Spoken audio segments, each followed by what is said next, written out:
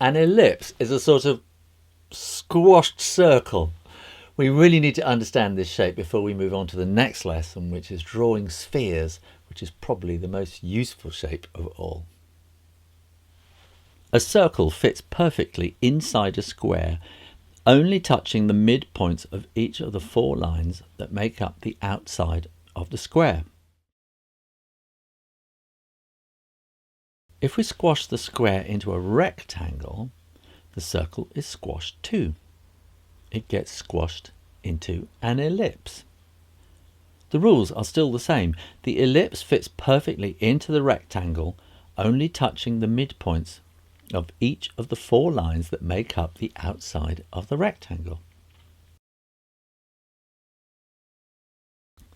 The same rules apply to parallelograms and trapeziums. These shapes will become incredibly useful as we go on.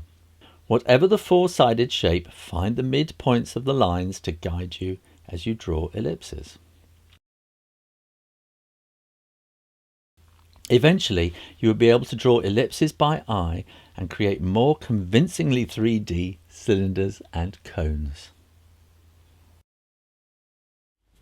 Now, while I'm drawing for the camera, I have my piece of paper stuck down, whereas my hand really wants to be able to rotate the paper around, and if you can, it's a good thing.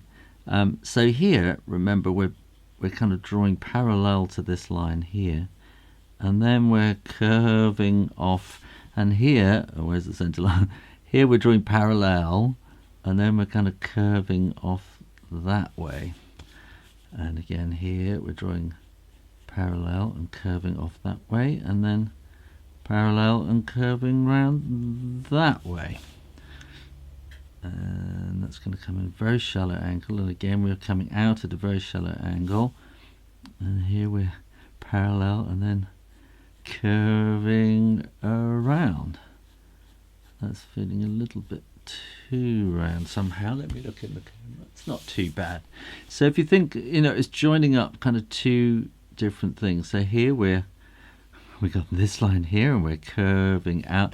Here we have this line here and we're curving out. Much more gentle, shallow angle on that one. And then we're kind of wanting to meet up somewhere in the middle like that. And that is not too bad, an ellipse. I don't think ellipses are really my strong point.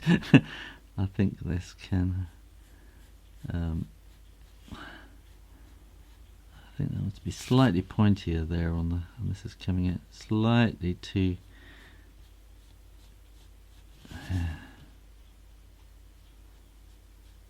You don't want this too flat along here, because then you're going to get a flat edge rather than a curve.